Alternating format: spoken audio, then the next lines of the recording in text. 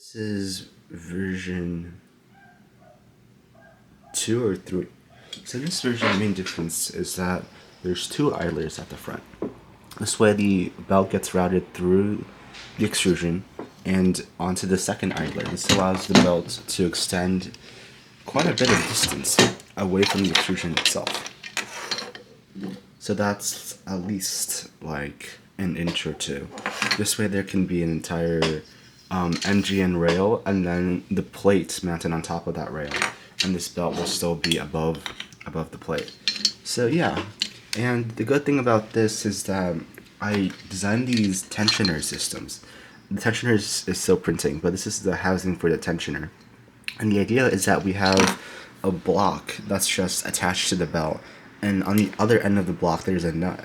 And then we have a screw hole on this side. So as you screw, it tightens the block and thus stretches the belt. This was inspired by the EVA toolhead design that I used previously on the Vzbot. But yeah, this is pretty solid progress. So that's the two idlers. And then two idlers on this side.